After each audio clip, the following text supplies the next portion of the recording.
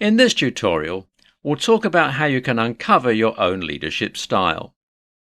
It's important to positively identify the traits that will determine the kind of leader you are. So the question you want to ask yourself is, what type of leadership do I possess? Let's take a look at the following. For example, let's say that you are the founder and CEO of a startup. As the COVID-19 pandemic is winding down, you're considering whether or not your company can continue going remote only, or if you want to adopt a hybrid work schedule where people can work from home for much of the week and be in the office for just a few days. If you want to get your employees involved and have a voice in the matter, you could have a leadership style known as democratic leadership. You still have authority over the company and handle the day-to-day operations, yet you want to hear what your employees have to say about the major changes in company policy or the way the business operates and so on. So it's always a good idea to survey what your employees want. Are they happy with the remote setting? Would they be fine with a hybrid work model where they can spend at least one day a week at the office? Next, let's say you make the decision and terminate remote work. Everyone is back at the office, and that decision is final and no one gets a say on the matter. This is an example of autocratic leadership. This is common in certain industries such as the government or the military. You either follow those orders or you will be punished.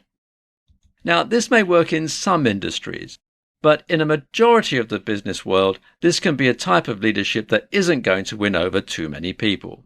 The next leadership type that we'll be looking at is a complete 180 of autocratic leadership, but is different from democratic leadership.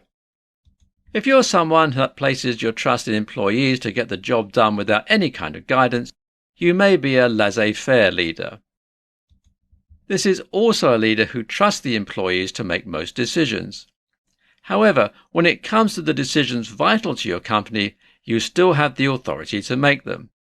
But again, you may want to defer to that aspect of democratic leadership and let employees in on what could change. If you are a leader that wants people to be happy on either side, you may be a diplomatic leader. You possess a trait where either party is happy and negotiation is involved. If you are excellent at solving problems, this might be the kind of leadership that will be right up your alley. But problem solving should be a skill for every leader.